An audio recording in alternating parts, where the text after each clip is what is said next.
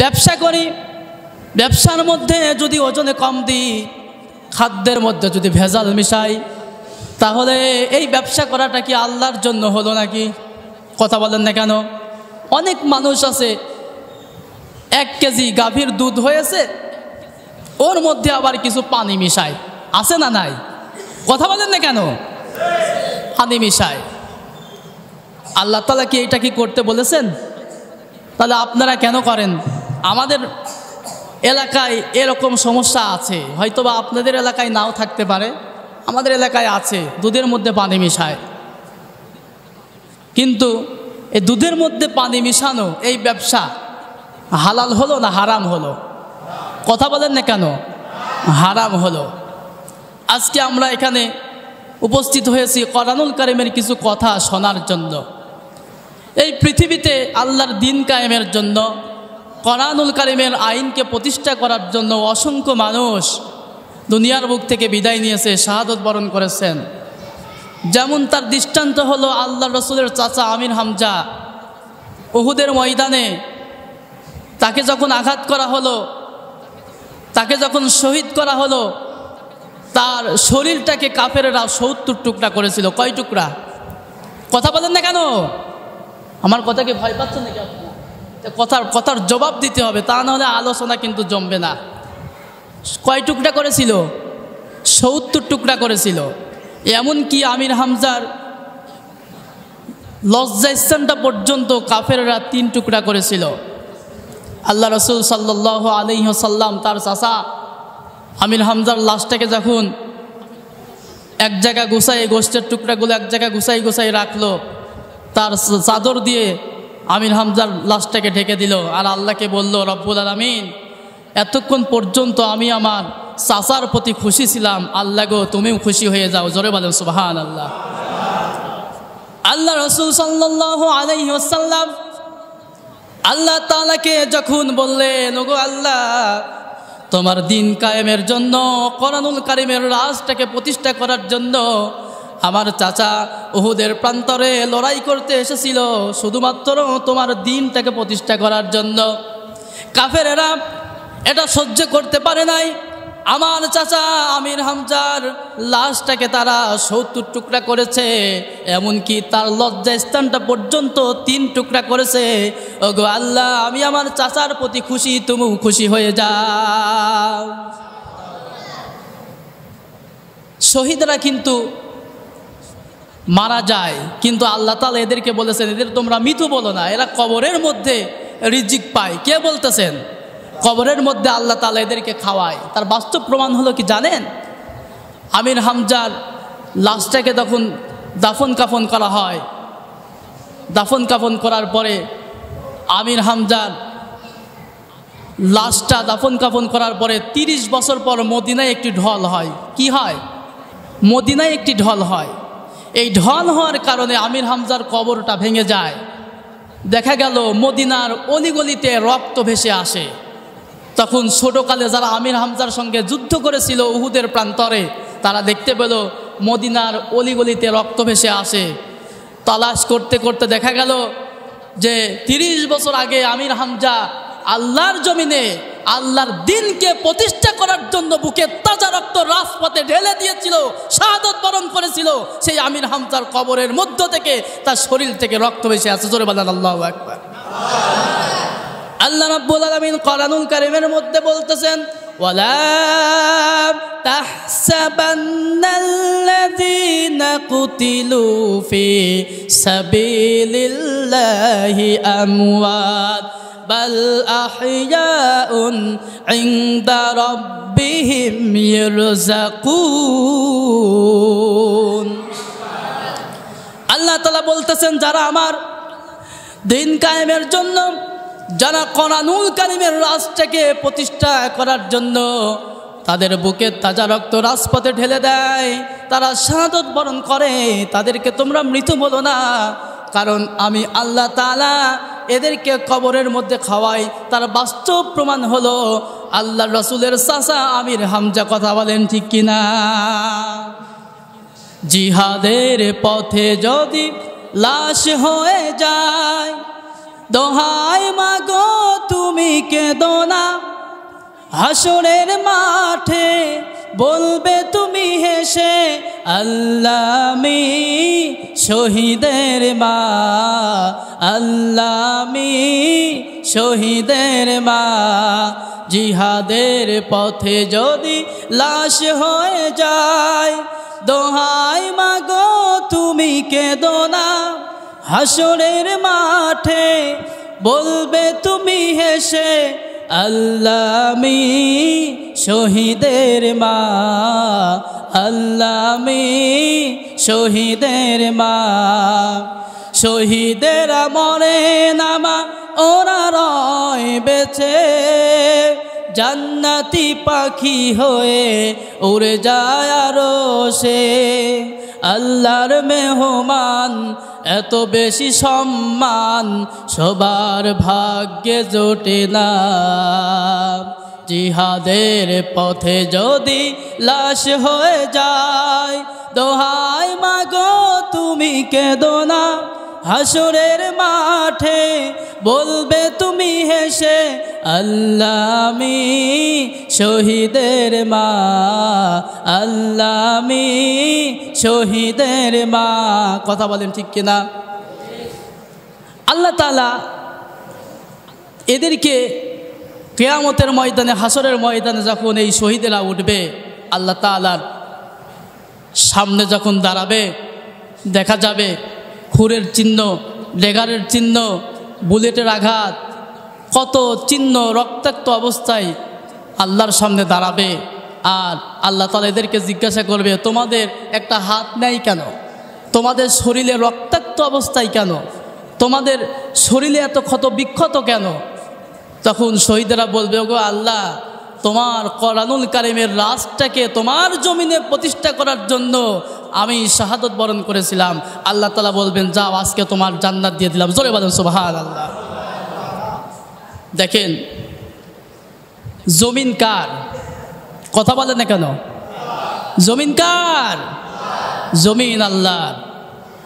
এই জমিন আমার বাবার না, আপনার দাদার না, আপনার বাবার না, এই জমিন আল্লাহর। এই জমিনে আল্লাহর কথা ছাড়া কারোর কথা হবে না। কথা বলে ঠিক কিনা মুসলমান? একমাত্র কার কথা হবে? আল্লাহর কথা হবে। আল্লাহ রাসূলের একজন সাহাবী, অন্ধ সাহাবী আব্দুল্লাহ ইবনে উম্মে মাকতুম রাদিয়াল্লাহু তাআলা আনহু আল্লাহর রাসূলের কাছে আসলেন, বদরের যুদ্ধের জন্য অনুমতি চাইলেন। আল্লাহ রাসূল বললেন, তোমার তো দুইটা চোখ নাই, চোখ না থাকলে কিভাবে তুমি যুদ্ধের ময়দানে যাবা? আল্লাহ রাসূল অনুমতি দিলেন না। উহুদের ময়দানে আবার অনুমতি চাইলেন, অনুমতি দিলেন না। এমন সময় আল্লাহ রাসূলের ওফাত হয়ে গেল। ওফাত হয়ে যাওয়ার পরে আবু বকর রাদিয়াল্লাহু তাআলা আনহু যখন খেলাফতের দায়িত্বরত অবস্থায় আছেন, এমন সময় আবার অনুমতি চাইলেন, অনুমতি দিলেন না। হযরত আবু বকরের ওফাত হয়ে গেল। হযরত ওমর রাদিয়াল্লাহু তাআলা আনহু যখন খেলাফতের দায়িত্বরত অবস্থায় আছে, এমন সময় কাদিসিয়ার যুদ্ধের জন্য সাহাবাদেরকে হযরত ওমর প্রস্তুত করতেছেন। আব্দুল্লাহ ইবনে উম্মে মাকতুম রাদিয়াল্লাহু তাআলা আনহু হযরত ওমরের কাছে এসে বলতেছেন, ওমর রে, আমি আল্লাহর রাসূলের কাছে পারমিশন চেয়েছিলাম, আমাকে পারমিশন দেয় নাই। হযরত আবু বকরের কাছে পারমিশন চেয়েছিলাম, আমাকে পারমিশন দেয় নাই। হযরত ওমর, আমাকে আপনি পারমিশন দেন, আমি কাদিসিয়ার যুদ্ধের জন্য যেতে চাই। হযরত ওমর রাদিয়াল্লাহু তাআলা আনহু একই কথা বললেন। এরপরে বললেন, ওমর রে, যুদ্ধের ময়দানে তো একজন দায়িত্বরত অবস্থায় থাকে, কালেমার পতাকা উঁচু করে ধরে রাখা, এই দায়িত্বটা আপনি আমাকে দেন। জোরে বলেন সুবহানাল্লাহ। হযরত ওমর রাদিয়াল্লাহু তাআলা আনহু কেঁদে ফেললেন, পারমিশন দিয়ে দিলেন। আব্দুল্লাহ ইবনে উম্মে মাকতুম রাদিয়াল্লাহু তাআলা আনহু বললেন, ওমর রে, আমার যদি জীবন চলে যায়, এরপরেও আমি কথা দিলাম কালিমার পতাকা উঁচু করে ধরে রাখবো। সুবহানাল্লাহ বলেন। ওই সময় কিতাবের মধ্যে আসছে, আব্দুল্লাহ ইবনে উম্মে মাকতুম রাদিয়াল্লাহু তাআলা আনহু শাহাদাত বরণ করেছিলেন, কিন্তু কালেমার পতাকাটা উঁচু করে ধরে রেখেছিল। জোরে বলেন সুবহানাল্লাহ। আজকে দেখেন, আজকের দিনে আমরা অনেকেই বলি যে কারবালার প্রান্তরে হুসাইন রাদিয়াল্লাহু তাআলা আনহু শাহাদাত বরণ করেছিল, ঠিক কি না? এটাও যেমন ঠিক, তেমনিভাবে এই একই দিনে ফেরাউনের হাত থেকে, তার সৈন্য দলের হাত থেকে হযরত মূসা আলাইহিস সালাতু ওয়াস সালাম সহ তার কওমের লোকদেরকে মুক্তি দিয়েছিল, নাজাত দিয়েছিল। কে? আরো জোরে কে? আল্লাহ তাআলা নাজাত দিয়েছিলেন। হযরত মূসা আলাইহিস সালাতু ওয়াস সালাম যখন ইসলামের দাওয়াত দেওয়া শুরু করলেন, এমন তো অবস্থায় ফেরাউন কিন্তু তার উপর চড়া হয়েছিল, জুলুম অত্যাচার নিপীড়ন করেছিল। এমন সময় আল্লাহ তাআলা বলল যে মূসা, তুমি তোমার কওমের লোকদেরকে নিয়ে মিশর ছেড়ে চলে যাও, মিশর ত্যাগ করো। এই ঘটনা আমরা সকলেই জানি, কিন্তু একটু মনে করা দেওয়ার জন্য চেষ্টা করতেছি। ওই সময় মূসা আলাইহিস সালাতু ওয়াস সালাম যখন তার কওমের লোকদেরকে নিয়ে যখন চলে যাচ্ছিল, এই খবরটা চলে গেল ফেরাউনের কাছে। ফেরাউন তার সৈন্যদেরকে নিয়ে ধাওয়া করল। পিছনে ফেরাউন তার সৈন্যদেরকে নিয়ে যখন ধাওয়া করল, হযরত মূসা আলাইহিস সালাতু ওয়াস সালাম এমন সময় লোহিত সাগরের প্রান্তরে চলে গেল। সামনে নদী, সামনে লোহিত সাগর, পিছনে ফেরাউনের সৈন্যরা এবং ফেরাউন সহ। বিপদ আছে না নাই? সাহায্য করবে কে? আরো জোরে কে? আল্লাহ তাআলা সাহায্য করবেন। সেই আল্লাহ তাআলা সাহায্য করেছিলেন কিনা আমরা সকলেই জানি, করেছিলেন কিনা? ফেরাউনের সৈন্যরা যখন ধাওয়া করল, সামনে যখন লোহিত সাগর মূসার এবং তার সৈন্যদের সামনে, তখন এই কওমের লোকেরা বলেছিল যে মূসা, আমরা তো মনে হয় এবার ধরা পড়ে গেলাম। তখন আল্লাহর নবী হযরত মূসা আলাইহিস সালাতু ওয়াস সালাম বলেছিলেন যে অবশ্যই আল্লাহ তাআলা আমাকে পথ দেখায় দেবে। জোরে বলেন সুবহানাল্লাহ। অবশ্যই কিন্তু আল্লাহ তাআলা ফেরাউনের হাত থেকে মূসা আলাইহিস সালাতু ওয়াস সালাম সহ তার সৈন্যদেরকে এই ফেরাউনের হাত থেকে নাজাত দিয়েছিল এই দিনে। কোন দিনে? এই আশুরার দিনে। এবং এই দিনেই ফেরাউনের মতো জালেমকে আল্লাহ তাআলা লোহিত সাগরের চুবায়ে চুবায়ে মেরেছিল। ঠিক তেমনিভাবে আবার একই দিনে আল্লাহ রসুলের নাতি হযরত হুসাইন রাদিয়াল্লাহু তাআলা আনহু এই দিনে শাহাদাত বরণ করেছিল, শহীদ হয়েছিল কারবালার প্রান্তরে। এটা যেমন সত্য, তেমনি বড় সত্য মুসলমানদের বিজয় হয়েছিল ফেরাউনের হাত থেকে। কথা বলেন ঠিক কিনা? আল্লাহ রাব্বুল আলামিন কোরআনুল কারীমের মধ্যে বলতেছেন, ওয়ামা খালাকতুল জিন্না ওয়াল ইনসা ইল্লা লিয়াবুদুন। আমি জিন এবং মানুষকে সৃষ্টি করেছি কেবলমাত্র আমার ইবাদতের জন্য। কার ইবাদতের জন্য? এখন আমরা যদি আল্লাহর ইবাদত না করে যদি মানুষের গোলামি করি, মানুষের ইবাদত করি, আল্লাহর ভয় না করে আমরা যদি মানুষের ভয় করি, তাহলে হবে? কথা বলেন না কেন? হবে না। দেখেন, এই পৃথিবীর শ্রেষ্ঠ মানব, তার যখন দুনিয়া থেকে বিদায় নেওয়ার সময় হলো, ইন্তেকালের সময় হলো, আমার নবী, আপনার নবী, বিশ্ব নবী জনাবে মুহাম্মদ রাসূলুল্লাহ সাল্লাল্লাহু আলাইহি ওয়াসাল্লাম যখন ইন্তেকালের সময় আসলো, তাকে তার প্রচণ্ড পরিমাণ জ্বর আসলো। জ্বর আসার পরে ডান কাতে হয়ে শুতে পারে না, বাম কাতে হয়ে শুতে পারে না, এত পরিমাণ কষ্ট তিনি সহ্য করতেছেন। ফজরের সময় জিবরিল আমিন তার ঘরের মধ্যে প্রবেশ করলেন। করার পরে জিবরিল আমিন আল্লাহ রসুলকে বললেন, ওগো আল্লাহর নবী, আমার সঙ্গে আজকে এমন একজন ফেরেশতা এসেছে যে এই ফেরেশতা কারোর কাছে যাইতে কোনো পারমিশন লাগে না, কোনো অনুমতি লাগে না। জিবরিল আমিন যখন আল্লাহর রসুলকে যখন এই কথা বললেন যে আপনার কাছে ওই ফেরেশতা অনুমতি চাই, ভিতরে আসার জন্য পারমিশন চাই, আল্লাহ রসুল বুঝে ফেললেন যে মালাকুল মউত এসে গেছেন। আল্লাহর নবী অনুমতি দিয়ে দিলেন। মালাকুল মউত আজরাইল যখন ঘরের মধ্যে প্রবেশ করলেন, করার পরে আল্লাহ রসুলকে বলতেছেন, ওগো আল্লাহর নবী, এই পৃথিবীতে অসংখ্য মানুষের রূহ আমি কবজ করেছি, কিন্তু কোনো মানুষের রূহ কবজ করতে গিয়ে আমি কোনো দিন পারমিশন চাই নাই, অনুমতি চাই নাই, নেওয়া লাগে নাই। কিন্তু আপনার সম্মান আল্লাহর কাছে এত বেশি, আপনার মর্যাদা আল্লাহর কাছে এত বেশি, ওয়া ইন্নাকা লাআলা খুলুকিন আযীম, আপনার চরিত্র মহান চরিত্র, উত্তম চরিত্র। আল্লাহ তাআলা বলেছেন এই চরিত্র মাপার কত যন্ত্র আসমান জমিনে নাই। জোরে বলেন সুবহানাল্লাহ। আল্লাহ রাসূল সাল্লাল্লাহু আলাইহি ওয়াসাল্লাম তিনি বললেন, যেহেতু আল্লাহ তাআলা তোমাকে পাঠিয়েছেন, আল্লাহ তাআলা কি বলেছেন? মালাকুল মউত আল্লাহর নবীকে বলতেছেন, ওগো আল্লাহর রাসূল, আল্লাহ তাআলা আমাকে বলেছেন আমার হাবিব যদি আমার কাছে আসতে চাই, আমার দিদারে আসতে চাই, তাহলে নিয়ে আসবা, আর যদি থাকতে চাই তাহলে তুমি ফিরে চলে আসবা। জোরে বলেন সুবহানাল্লাহ। এমন সময় আল্লাহ রসুল বললেন, না, আমি আল্লাহর সঙ্গে দিদার করতে চাই। ঘরের মধ্যে সাহাবা একরামগুলো দাঁড়ানো, কান্নার রুল পড়ে গেল। তার স্ত্রী হযরত আয়েশা সিদ্দিকা কান্দে, সাহাবা একরাম কান্দে। শুধু তাই নয়, তার মেয়ে ফাতেমা রাদিয়াল্লাহু তাআলা আনহা কান্দে। এত কষ্ট ওই দিনকে হয়েছিল সাহাবাদেরকে। এই পৃথিবীর শ্রেষ্ঠ মানব দুনিয়া থেকে বিদায় নিচ্ছে, ইন্তেকালের সময় হয়ে গেছে, আমাদের মাঝখান থেকে চলে যাচ্ছে। সাহাবা একরাম মনে মনে চিন্তা করতেছেন যে আমরা আর বিশ্ব নবীর ইমামতিতে আমরা আর নামাজ পড়তে পারবো না। এত পরিমাণ সাহাবা একরামেরা পেরেশান হচ্ছে, এত পরিমাণ কান্নাকাটি করতেছেন। সব থেকে বেশি কান্নাকাটি করেছিল হচ্ছেন তার মেয়ে হযরত ফাতেমা রাদিয়াল্লাহু তাআলা আনহা। তার মেয়েকে ডাকলেন, তুমি আমার কানের কাছে এসো, আমার মুখের কাছে এসো, কানটা দাও। কানটা যখন মুখের কাছে দিল, দেওয়ার পরে দেখা গেল আল্লাহর নবী তার মেয়ের কানে কানে কি যেন বলল, কান্না বন্ধ হয়ে গেল।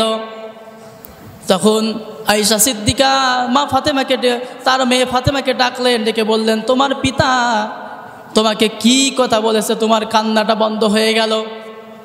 তখন ফাতেমা রাদিয়াল্লাহু তাআলা আনহা বললেন, আমার পিতা বলেছেন, ফাতেমা তুমি কেন্দ না, সর্বপ্রথম আমি দুনিয়া থেকে আমার ওফাত হয়ে যাওয়ার পরে সর্বপ্রথম তোমার সঙ্গে আমার দেখা হয়ে যাবে। তার বাস্তব তিনি বুঝতে পারলেন যে আমার পিতার পরেই আমার ইন্তিকাল হবে। আল্লাহ রসুল তার স্ত্রীকে ডাকলেন, ও আয়েশারে, তোমার কাছে আমি যে একটি স্বর্ণের টুকরা দিয়েছিলাম, এই স্বর্ণের টুকরাটা তুমি কি করেছো? আয়েশা সিদ্দিকা বলল যে আমার কাছে আছে। তখন আল্লাহ রসুল সাল্লাল্লাহু আলাইহি ওয়াসাল্লাম বললেন, এই স্বর্ণের টুকরাটা তুমি মানুষের মাঝে দান করে দাও, আল্লাহর রাস্তায় দান করে দাও। আমি আল্লাহর সঙ্গে দিদার করতে চাই, এক টুকরো স্বর্ণর মালিক হয়ে আমি আল্লাহর সঙ্গে দিদার করতে চাই না, দান করে দাও। আয়েশা সিদ্দিকা রাদিয়াল্লাহু তাআলা আনহা দান করে দিলেন। ওই সময় আল্লাহ রসুল একটি মাত্র কথা বলেছিলেন, তার মেয়ের কথা বলেননি, তার জামাই আলীর কথা বলেননি, কোনো সাহাবা একরামের কথা বলেননি, তার স্ত্রীর কথা বলেননি, তার মেয়ের কথা বলেননি। একটি মাত্র কথা বলেছিল, আসসালাত আসসালাত ওয়ামা মালাকাত আইমানুকুম আসসালাত, ও আমার উম্মতেরা, নামাজ নামাজ নামাজ ছেড়ে দিও না। জোরে বলেন সুবহানাল্লাহ। যারা আল্লাহর রসুলের খাঁটি উম্মত, যারা মুত্তাকি, যারা মুসলিম, তারা আজান শোনার পরে বাড়ি বসে থাকতে পারে না। কথা বলেন ঠিক কিনা? যারা মুত্তাকি, যারা পরহেজগার, দেখবেন যারা নামাজি, যারা নামাজ পড়ে, তাদের অন্তরটা কেঁপে কেঁপে ওঠে। তাদের সামনে যখন আল্লাহর নামটা উচ্চারণ করা হয়, তখন তাদের অন্তরটা কেঁপে কেঁপে ওঠে। যখন তাদের সামনে কোরআনুল কারীমের আয়াতটাকে তেলাওয়াত করা হয়, ওয়াইদা তুলিয়াত আলাইহিম আয়াতুহু যাদাতহুম ঈমানা, তাদের সামনে যখন আয়াতটা তেলাওয়াত করা হয়, তখন তাদের ঈমান আরও বেড়ে যায়। আর যাদের সামনে আয়াত তেলাওয়াত করলে, আল্লাহর কথা বললে, কোরআনের কথা বললে, দেখবেন যাদের চুলকানি বেড়ে যায়, তারা হচ্ছে কেন ফেরাউন মার্কা লোক। কথা বলেন ঠিক কিনা? এরকম লোক আছে না নাই? আছে। এই কারণে আমরা প্রতিটা সময়, প্রতিটা সেক্টরে, প্রতিটা মুহূর্তে আমরা আল্লাহ তাআলার ইবাদতের মধ্যে থাকব, আল্লাহ তাআলার দাসত্বের মধ্যে থাকব। আল্লাহ তাআলা কোরআনুল কারীমের মধ্যে বলেছেন, তোমরা যদি সমস্ত কাজ যদি আমার জন্য হয়, লিল্লাহি রাব্বিল আলামিন, তোমার সমস্ত ইবাদত যদি আমার জন্য হয়, তাহলে অবশ্যই অবশ্যই আমি আল্লাহর কাছে তোমরা শ্রেষ্ঠ। জোরে বলেন সুবহানাল্লাহ। আল্লাহ রাসূলের সাহাবা একরাম ইসলামের জন্য যুগে যুগে অসংখ্য অত্যাচার, জুলুম, নির্যাতন সহ্য করেছেন। হযরত আয়েশা সিদ্দিকা রাদিয়াল্লাহু তাআলা আনহা বলতেছেন, আমি মাঝে মাঝেই আল্লাহ রাসূলের পিঠে তেল মালিশ করতাম। আমি দেখতে পেতাম যে আল্লাহ রাসূলের পিঠে কালো কালো চাকা চাকা দাগ দেখা যায়। আমি একদিন জিজ্ঞাসা করলাম, ওগো আল্লাহ রাসূল, আয়েশা সিদ্দিকা বলতেছেন, আমি আল্লাহ রাসূলকে জিজ্ঞাসা করলাম, ওগো আল্লাহর নবী, ওগো আল্লাহর রাসূল, ওগো আল্লাহর হাবিব, আপনার পিঠে এত কালো কালো চাকা চাকা দাগটা কিসের দেখা যায়? আপনার শরীরে কি কোনোদিন পক্স হয়েছিল, কোনোদিন বসন্ত হয়েছিল? তখন আল্লাহ রাসূল বললেন, আমার শরীরে কোনোদিন একটি মশা মাছি পর্যন্ত বসেনি। জোরে বলেন সুবহানাল্লাহ। ওই যে তায়েফের ময়দানে দাওয়াত নিয়ে গিয়েছিলাম, কালেমার দাওয়াত, সেই তায়েফবাসীরা আমাকে চিনতে না পেরে আমাকে পাথর উপহার দিয়েছিল। আল্লাহর দিন কায়েমের জন্য আমার পাথরের আঘাত খেতে হয়েছে। এই কারণে আমার পিঠের মধ্যে এত কালো কালো চাকা চাকা দাগ। সেই আল্লাহর নবী যখন আমার আপনার সুপারিশের জন্য দাঁড়িয়ে যাবে, তখন আমাদের ভালো লাগবে কি লাগবে না? জোরে বলেন, ভালো লাগবে কি লাগবে না? আমরা মুক্তি পেয়ে যাব। ওই দিনকে আল্লাহ রাসূলের সুপারিশ ছাড়া কেউ জান্নাতে যেতে পারবে না, কেউ এক পাও এগোতে পারবে না। আজকে আমরা ইমানদার বিলে দাবি করি, মুসলমান বিলে দাবি করি, মুত্তাকি বিলে দাবি করি, কিন্তু দেখা যায় আজকে আমরা নামাজই পড়ি না। এরকম মুসল্লি আছে না নাই? কথা বলেন না কেন? আছে। আজকে অধিকাংশ সংসার টেকে না কেন জানেন? মা বোনদের ধৈর্য নাই। মা বোনদের ধৈর্য না থাকার কারণে অধিকাংশ সংসার টেকে না। মা বোনদের মধ্যে পর্দার বিধানটা চালু নাই। মা বোনদের মধ্যে ধৈর্য নাই, নামাজ নাই, স্বামীর খেদমত নাই, বিভিন্ন প্রকার সমস্যার কারণে সংসারটা ভেঙে যায়। আরও বড় সমস্যা হলো, ওই মা বোনদের যিনি মা থাকে, তিনি তাকে কুমন্ত্রণা দেয়, কুবুদ্ধি দেয় যে তোমার শাশুড়ি বা তোমার স্বামী যদি তোমাকে কিছু বলে, সঙ্গে সঙ্গে আমার বাড়িতে চলে আসবা, তোমার ওই বাড়ি আর থাকার দরকার নেই। এরকম শাশুড়ি আছে না নাই? কথা বলেন না কেন? আছে। আল্লাহ রাসূলের একজন মহিলা সাহাবী, তার বাড়িতে 3 মাস যাবৎ চুলায় আগুন জ্বলে না, শুকনা খাবার খেয়ে জীবন ধারণ করতেছেন। ওই মহিলা সাহাবী তার স্বামীকে ডেকে বলতেছেন, ও আমার স্বামী সাদ বিন আবু, ও আমার স্বামী আবু তালহা, শোনো, তুমি যে টাকা ইনকাম করতে, তুমি যে উপার্জন করতে, এই উপার্জনের টাকা যখন তুমি আমার কাছে কিছু করে দিতে, এই টাকাটা আমি জমিয়েছি, এই নাও কিছু টাকা, বাজারের ব্যাগ নাও, বাজার করে নিয়ে আসো। আবু তালহা তার স্ত্রীর হাত থেকে বাজারের ব্যাগটা নিলেন, টাকাটা নিলেন, নেওয়ার পরে বাজারের দিকে যাচ্ছেন, বাজার করা শুরু করবে। এমন সময় দেখা গেল তার কানের মধ্যে জহরের আজান ভেসে আসে। সুবহানাল্লাহ বলেন। তাহলে আচ্ছা আপনারা বলেন তো, বাজার আগে না নামাজ আগে? কথা বলেন না কেন? এই জায়গায় মনে হয় প্যাঁচ লেগে গেছে। বাজার আগে না নামাজ আগে? আপনাদের কাছে মনে হয় বাজারই আগে মনে হয়, যার কারণে কথা বলতেছেন না নাকি? আসলে দুঃখজনক হলেও সত্য, আমরা নামাজের থেকে আমাদের কাজটাকে বেশি গুরুত্ব দিয়ে ফেলি। হযরত আবু তালহা রাদিয়াল্লাহু তাআলা আনহু বাজার করলেন না, মসজিদের দিকে দৌড় দিলেন। মসজিদের দিকে দৌড় মেরে যখন জোহরের নামাজ পড়ার জন্য যখন মসজিদে গেলেন, যাওয়ার পরে মসজিদে নববীতে ইমামতি করতেছেন আল্লাহর নবী, তার পিছনে নামাজ আদায় করলেন। জোহরের নামাজের পরে আল্লাহ রাসূল কোরআনুল কারীমের দাস শুরু করলেন, কোরআনুল কারীমের আলোচনা শুরু করলেন। আবু তালহা আল্লাহ রাসূলের সামনে বসে পড়লেন কোরআনুল কারীমের আলোচনা শোনার জন্য। আলোচনা চলতে চলতে আসরের আজান হয়ে গেল। নামাজ হয়ে গেল, আবার আলোচনা শুরু হলো, আবার আলোচনা চলতেছে। মাগরিব হয়ে গেল, বাজার করা কি হয়েছে নাকি? কথা বলেন না কেন? বাজার করা হয়েছে? ওদিকে স্ত্রী কিন্তু বাজারের আশায় বসে আছে।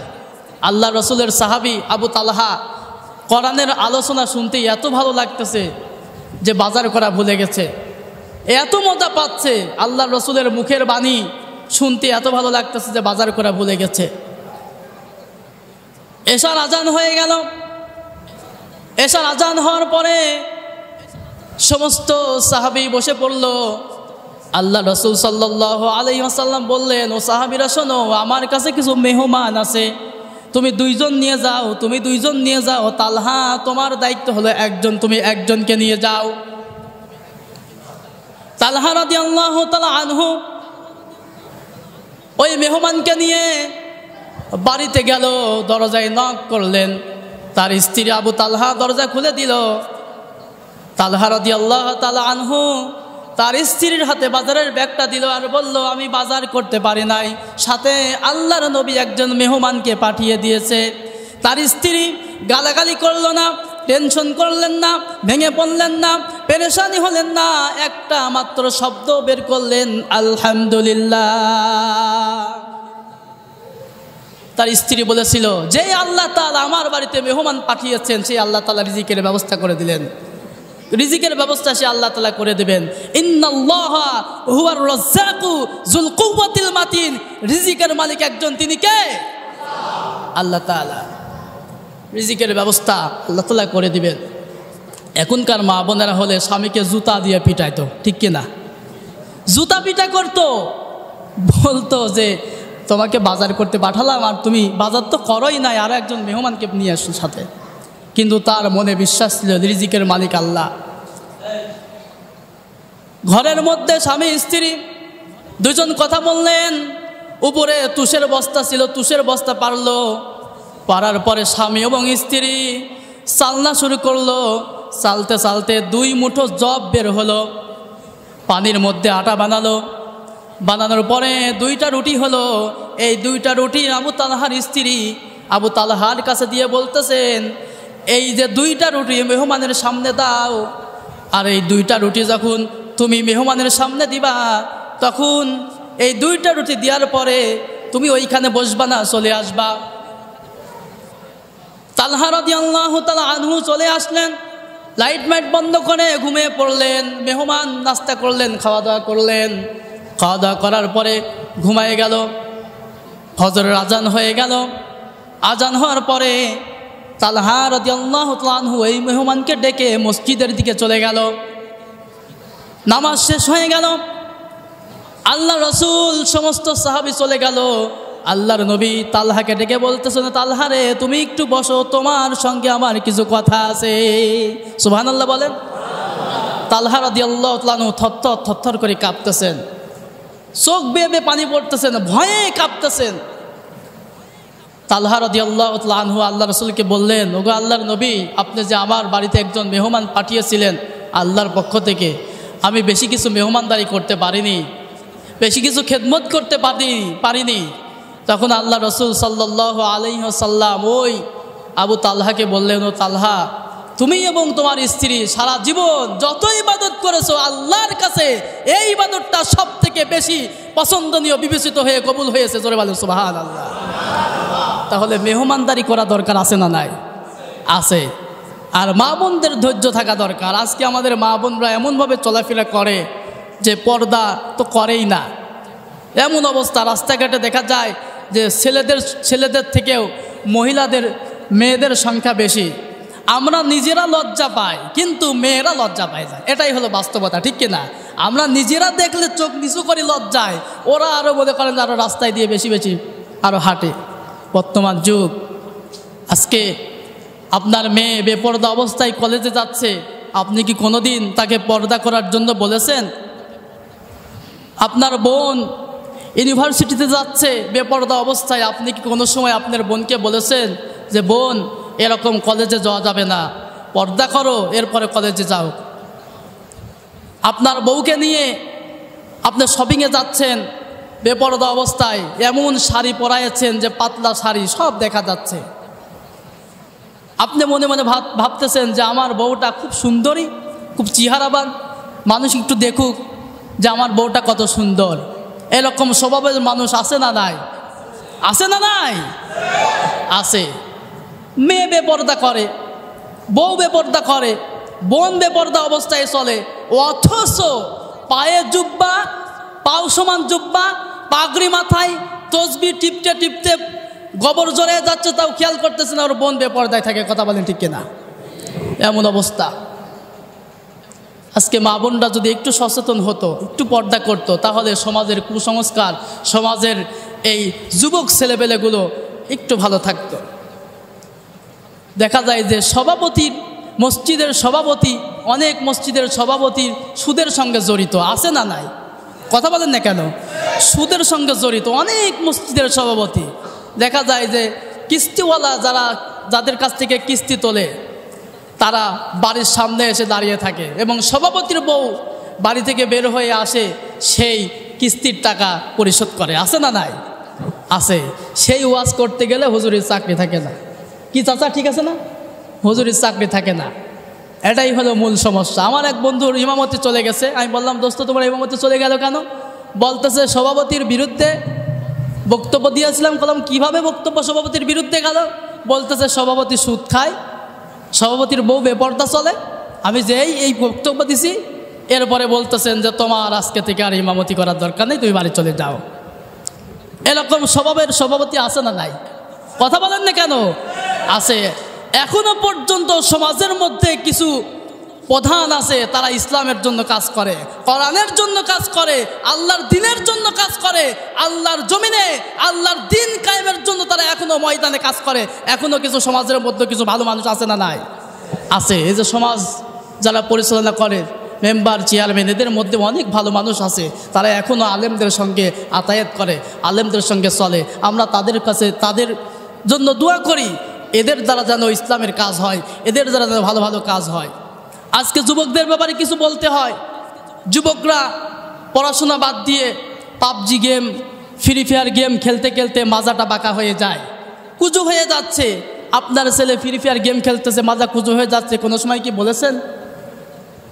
ওই সময়টুকু যদি পড়ার টেবিলে বসতো, যদি কোরআন পড়তো, তাহলে এদের চরিত্র অনেক ভালো হয়ে যেত, সমাজটা সোনার সমাজ হয়ে যেত। কথা বলেন ঠিক কিনা? আজকে যুবকদের অন্তরের মধ্যে কোরআনের জ্ঞান নাই। আজকে একজন কলেজের ছাত্ররা পিতাকে জুতা দিয়ে পিটাচ্ছে, ইউনিভার্সিটির ছাত্ররা পিতামাতাকে জুতা দিয়ে পিটাচ্ছে, কিন্তু একজন মাদ্রাসার হাফেজ মাদ্রাসায় পড়েছে, কোনোদিন কি শুনেছেন যে পিতাকে জুতা দিয়ে পিটিয়েছে? আপনি এমন সন্তান গড়ে গেলেন যে আপনি মারা যাওয়ার পরে কবরের পাশে দাঁড়িয়ে বলবে রব্বি রাহমহুমা কামা রাব্বায়ানি সগীরা। এই কথাটা পর্যন্ত তারা জানে না। এমন সন্তান আপনি গড়ে দিয়ে গেলেন দুনিয়ার বুকে। এটাই হলো মূল সমস্যা।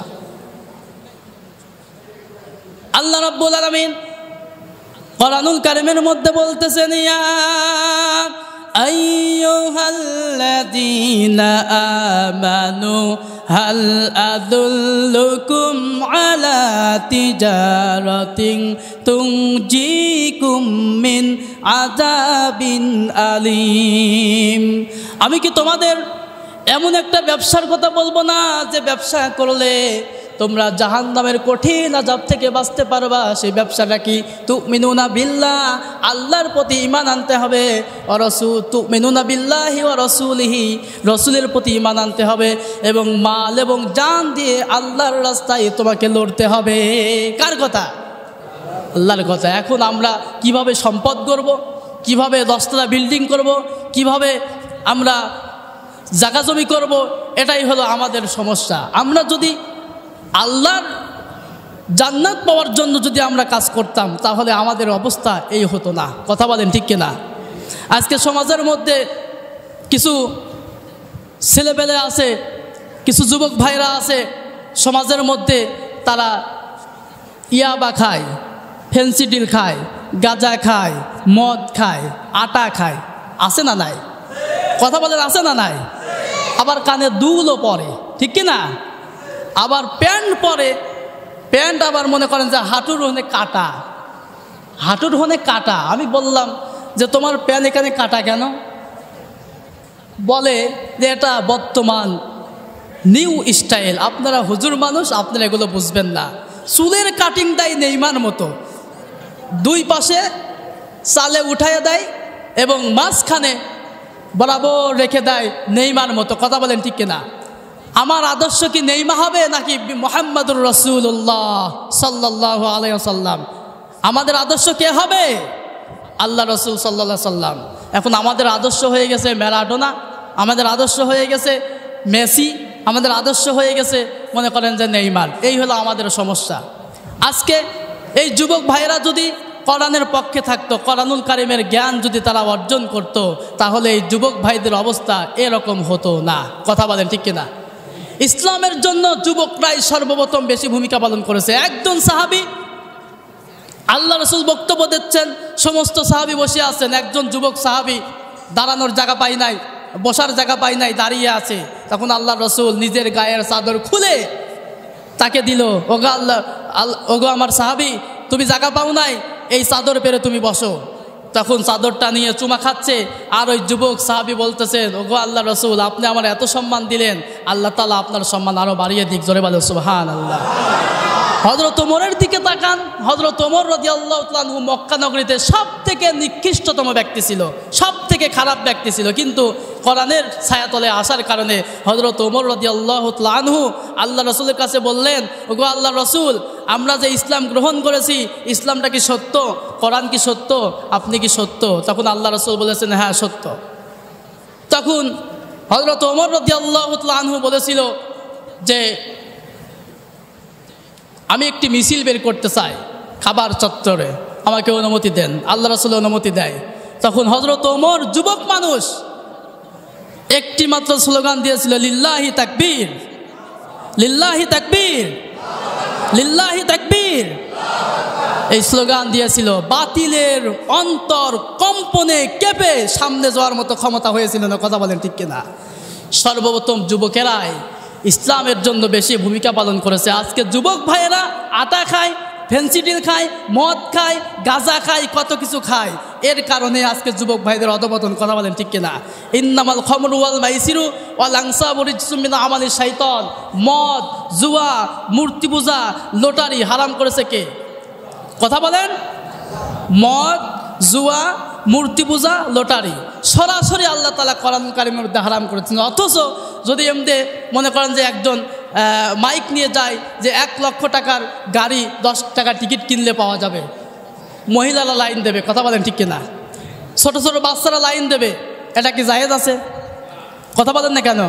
জায়েজ না। এই সমস্ত কথা বললেই ইমামতি থাকে না, ইমামদের ইমামতি থাকে না। এই হলো মূল সমস্যা। একটা কথা মনে রাখবেন যে আলেমরা কোনো দলের প্রতিনিধিত্ব করার জন্য এই জমিনে আসেনি, আলেমরা কোনো নেতার প্রতিনিধিত্ব করার জন্য এই জমিনে আসেনি, আলেমরা কোনো জাতির প্রতিনিধিত্ব করার জন্য এই জমিনে আসেনি, আলেমরা আল্লাহ এবং রসুলের প্রতিনিধিত্ব করার জন্য এই জমিনে এসেছে। কথা বলেন ঠিক কিনা? আলেমরা এই কারণে এসেছে, কোরআনুল কারীমের সত্য কথাটা মানুষের কাছে প্রচার করার জন্য এসেছে। আজকে আমরা আলেমদের সম্মান দিতে জানি না, আলেমদের খেদমত করতে জানি না। আজকে দেখা যায় যে সমাজের মধ্যে যারা আলেম থাকে তাদের সঙ্গে আমরা চলি না। এমন এমন মানুষের সঙ্গে আমরা চলি, এমন এমন মানুষের সঙ্গে যে আমরা চলি যে মানুষগুলো সমাজের মধ্যে বিশৃঙ্খলা সৃষ্টি করে। আজকে যদি একজন আলেমের সঙ্গে আমার সম্পর্ক থাকতো, তাহলে আমি আলেমদের কাছ থেকে কিছু জানতে পারতাম, কিছু শুনতে পারতাম। আলেমরা কেন সত্য কথা বলে জানেন? আলেমদের জন্য আল্লাহ তাআলা একটি জাহান্নাম রেখেছে। জাহান্নামের নাম হচ্ছে জুব্বুল হুজুর নামে একটি জাহান্নাম আল্লাহ তাআলা আলেমদের জন্য রেখেছে। এই আলেমরা যদি কোরআনুল কারীমের কথা চেপে রাখে, কোরআনুল কারীমের কথা যদি লুকায় দেয়, গোপন রাখে, এই জাহান্নামে আলেমরা যাবে। অতএব আলেমরাও তো ঠেকা পড়ি নাই, আপনার ভয়ে আলেমরা হক কথা থেকে দূরে থাকবে। কথা বলেন ঠিক কিনা? আমার বলার দরকার আমি বললাম। এখন আপনি যদি না মানেন, আমি আপনার শত্রু না, আপনার পাকা ধানে ময়ও দিইনি যে আমি আপনার শত্রু। আমি বললাম, সেটা মানলে আপনার ভালো, না মানলে আমার কিছু করার নেই। কিন্তু আমাকে আপনি দোষারোপ করতে পারবেন না যে আপনি দেখতে পাচ্ছি যে আপনি জাহান্নামের দিকে যাচ্ছেন, আমি আপনার আপনজন, আমি আপনার সন্তান তুল্য, আমি আপনাকে টেনে আমার কাছে নিয়ে এসে কোরআনের সঠিক কথা বুঝাইয়ে দিয়ে আমি বলবো যে ভাই কি বাবা, আপনি এই পথে হাঁটেন, এই পথে হাঁটলে আল্লাহর রাস্তায় আপনি জান্নাত পাবেন। কিন্তু এই কথা বলতে গেলেই আলেমদের আজকে সমস্যা, ঠিক কি না? আল্লাহ রাব্বুল আলামিন কোরআনুল কারীমের মধ্যে বলতেছেন, কুল ইন কুনতুম তুহিব্বুনাল্লাহা ফাত্তাবিউনি ইউহিব্বুকুমুল্লাহ ওয়া ইয়াগফির লাকুম যুনুবাকুম আল্লাহু গফুরুর রহিম। জোরে বলুন আল্লাহু আকবার। আল্লাহ তাআলা বলতেছেন, ওগো আল্লাহর নবী, ওগো আমার নবী, আপনার উম্মতেরা যদি আমাকে ভালোবাসতে চায় তারা যেন আপনার অনুসরণ করে, আপনার ইত্তেবা করে, আপনাকে দেখে দেখে চলে। তারা যদি আপনার অনুসরণ করে, আপনাকে দেখে দেখে চলে, আমি আল্লাহ তাআলা বলতেছি আপনার উম্মতদেরকে আমাকে ভালোবাসা লাগবে না, আমি আল্লাহ তাআলা নিজেই আপনার উম্মতদেরকে ভালোবাসবো। তাহলে শর্ত হলো আল্লাহ রসুলের পথ দেখে দেখে, আল্লাহ রসুল যেভাবে চলেছেন, আল্লাহর নবী যেভাবে চলেছেন সেভাবে আমাকে চলতে হবে। কথা বলেন ঠিক কিনা? বিদায় হজের ভাষণের দিনে সোজা সাপটা আল্লাহর নবী বক্তব্য দিয়ে দিলেন যে আমি তোমাদের জন্য দুইটা জিনিস রেখে যাচ্ছি, একটা হলো কিতাবুল্লাহ আর একটা হলো সুন্নাতি রসুল। একটা হলো আমার আল্লাহর কিতাব, একটা হলো আমার সুন্নাহ। এই দুইটা জিনিস যদি তোমরা আঁকড়ে ধরো তাহলে তোমরা পথভ্রষ্ট হবে না। এখন আজকে আমরা কোরআন থেকে দূরে। কুল বিফাদলিল্লাহি ওয়া বিরহমাতিহি ফাবিযালিকা ফালইফরাহু হুয়া খায়রুম মিম্মা ইয়াজমাউন। আল্লাহ তাআলা বলতেছেন, তোমরা কোরআনুল কারীম পেয়েছো, কোরআনুল কারীম তোমাদের জন্য রহমত স্বরূপ। এই কোরআনুল কারীম পেয়ে তোমরা আনন্দিত হও, খুশি হও। এমন একটি শ্রেষ্ঠ কিতাব, যে কিতাব তোমাদের জন্য আমি আল্লাহ তাআলা দিয়েছি। কিছুদিন আগে সুইডেনে একজন কুলাঙ্গার কোরআনুল কারীমটাকে পুড়াই দিয়েছে, ঠিক কিনা? শোনেননি আপনারা? ওই ইব্রাহিম খলিলুল্লাহকে যখন আগুনের মধ্যে ফেলে দেওয়া হয় তখন কাংলাস যাচ্ছিল ফু দেওয়ার জন্য। কাংলাসকে জিজ্ঞাসা করলে হলো, তুমি কোথায় যাও? বলতেছে ফু দিতে যাচ্ছি। তোমার ফুতে তো কিছু হবে না। কাংলাস বলতেছে, আমি জানি আমার ফুতে কিছু হবে না, কিন্তু আমি যে নমরুদের পক্ষে এটা জানানোর জন্য আমি ফু দিতে যাচ্ছি। পাশেই যাচ্ছিল ব্যাংকে বলা হলো, তুমি কোথায় যাও? ব্যাং বলেছিল যে আমি প্রসাব করে আগুনটাকে নিভিয়ে দিতে চাই। তখন ব্যাংকে বলা হয়েছিল, তোমার প্রসাব দিয়ে তো কিছু হবে না, কিছুই হবে না। তখন ব্যাং বলেছিল, আমি জানি আমার প্রসাব দিয়ে কিছু হবে না, কিন্তু আমি যে হজরত ইব্রাহিমের পক্ষে এটা আমি আল্লাহকে জানিয়ে দিতে চাই। অতএব আজকে যে আমরা সকলেই এখানে উপস্থিত হয়েছি, সকলেই হাজির হয়েছি, হয়তোবা জানি আমার এই বক্তব্য কিছুই হবে না, কিন্তু আমরা এখান থেকে আল্লাহকে জানিয়ে দিতে চাই, ওগো আল্লাহ, যিনি সুইডেনে কোরআনুল কারীম পুড়িয়েছে, যিনি সুইডেনে কোরআনুল কারীমটিকে পুড়িয়ে ঝুলিয়ে রেখেছিল, কোরআনুল কারীমটিকে পুড়িয়ে আবার ভিডিও করে নেটে ছেড়েছে, এই কুলাঙ্গারের অপশক্তিকে তুমি ধ্বংস করে দাও। এবং ধিক্কার জানায়, প্রতিবাদ জানায়, যারাই আল্লাহ রসুলের নিয়ে কটূক্তি করে, কোরআনুল কারীমকে নিয়ে কটূক্তি করে, আল্লাহ রসুলকে নিয়ে ব্যঙ্গ করে, তখনই দল মত নির্বিশেষে আমরা সকলেই ইমানি শক্তি নিয়ে সামনে দাঁড়িয়ে যাব। কথা বলেন ঠিক কিনা? আজকে আল্লাহ রসুলের যখন শেষ সন্তান যখন দুনিয়া থেকে বিদায় নেয়, এরকম হাতের উপরে আসে, টপ টপ টপ টপ করে দু চোখ দিয়ে পানি পড়তেছে, আল্লাহ রসুলের হাতের উপর শুয়ে আছে। ওইদিকে আবু লাহাব প্রত্যেকটা বাড়ি বাড়ি গিয়ে বলে বেড়াচ্ছে, আল্লাহ রসুলের শেষ সম্বল সেটাও চলে গেল, নিঃসন্তান হয়ে গেল, লেজ কাটা হয়ে গেল, নির্বংশ হয়ে গেল। তখন আল্লাহ রসুল বলেছিল যে আমি লেজ কাটা হয়েছি, আমি এরকম লেজ কাটা হয়েছি, এটা আবু লাহাব বলে বেড়াচ্ছে, আমার আল্লাহ তো সবই দেখতেছেন। আল্লাহ তাআলা বলেছিল, গো আল্লাহ রসুল, আপনার সন্তান দুনিয়া থেকে বিদায় নিয়েছে, ঠিক আছে, কিন্তু এমন কিছু রুহানি সন্তান আপনার রেখে দেব, আপনার জন্য তৈরি হবে, যে আপনার চরিত্র নিয়ে, আপনার আচরণ নিয়ে, আপনার ব্যবহার নিয়ে, আপনার জীবনী নিয়ে যারা আপনার চরিত্র নিয়ে ভুলণ্ঠিত করবে, যে এই নাস্তিকেরা, দেখবেন যে অনেক রুহানি সন্তান আপনার পক্ষে দাঁড়িয়ে গেছে। জোরে বলেন সুবহানাল্লাহ।